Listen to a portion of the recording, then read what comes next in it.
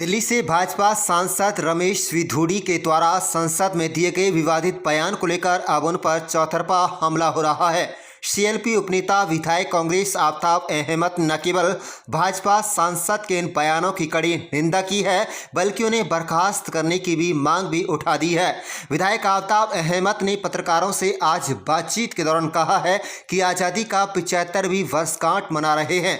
उन्होंने कहा कि नई संसद में पहले ही ईस्टिंग में भाजपा के सांसद की भाषा अमर्यादित, अशोभनीय, असंवैधानिक है।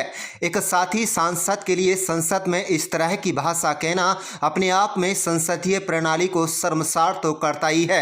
उससे ज़्यादा इस व्यवहार के लिए संसद से बाहर तो अल्पसंख्यक मुसलमानों के लिए हर रोज़ गालियां, हर रोज़ मारपीट, लिंचिंग, हर रोज़ इस तरह की घटनाएं सुनी थीं। लेकिन पहली बार अब पार्लियामेंट के सदन के अंदर भी इस तरह के हो रहा है। ये अपने आप में एक शर्मनाक है। आफताब अहमद ने कहा कि हमारे साथी विधायक मामन खान ने विधानसभा में अपने इलाके की मांग रखी थी, ना कि उन्होंने किसी को अपशब्द कहे थे, लेकिन उनको जेल में डाल दिया गया।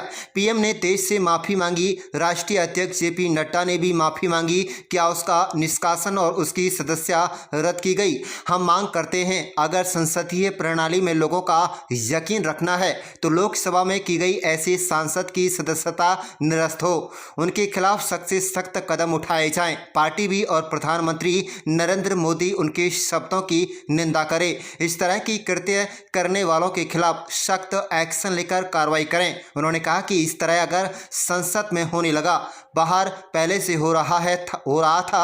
आफताब अहमद ने कहा कि अग्रवादी कहना, आतंकवादी कहना, कटवा कहना, बढ़वा कहना, इस तरह की भाषा का प्रयोग मैं समझता हूं कि भारतीय जनता पार्टी ने किस तरह की मानसिकता बनी हुई है, उनके शीर्ष नेतृत्व में किस तरह की सांसद की भाषा है, क्या देश में किस तरह का शासन चल रहा है, इससे आप सहज ही अंदाजा लगा सकते हैं। आप देख रहे हैं नुमेवाद से लियाकत अली की रिपोर्ट।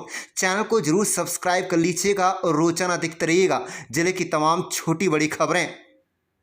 पहले मैं कहूँगा, हम आज़ादी का 75वां साल में एक नई सांसद में पहली ही सिटिंग्स में भारतीय जनता पार्टी के सांसद की भाषा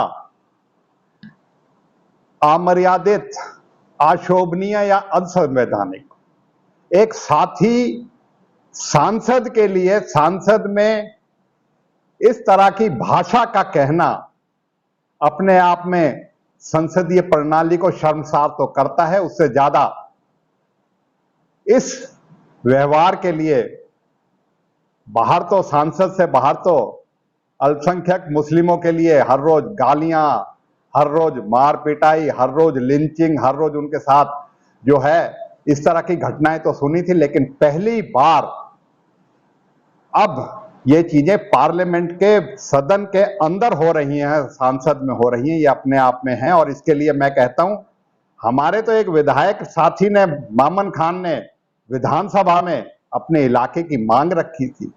ना उन्होंने किसी के प्रति अपशब्द कहे थे, ना किसी के प्रति कहा था। उनको तो जेल में डाल दिया बीजेपी सरकार ने। और यहां सांसद जो है उसके खिलाफ प्रधानमंत्री जी ने क्या देश से माफी मांगी? क्या जेपी नड्डा ने देश से माफी मांगी? और क्या उसका निष्कासन और उसकी सदस्यता जो है निष्कासित करी गई? हम मांग करते हैं कि अगर संसदीय प्रणाली में लोगों का यकीन रखना है तो लोकसभा में की गई ऐसे सांसद की सदस्यता निरस्त हो और उनके खिलाफ सख्त से सख्त जो है पार्टी भी और प्रधानमंत्री भी उनके कड़े से कड़े शब्दों में निंदा करें। देश के सामने इस ऐसे करने वालों के खिलाफ एक इस तरह का मिसाल पेश करें जिससे लोगों में विश्वास जगे। नहीं तो विश्वास का जो है उसका तो मैं समझता हूं कि अगर इस तरह का सांसद में होने लगा तो बाहर तो हो ही रहा था, फिर मैं समझता हूं संसदीय प्रणाली का कोई मतलब नहीं रहेगा।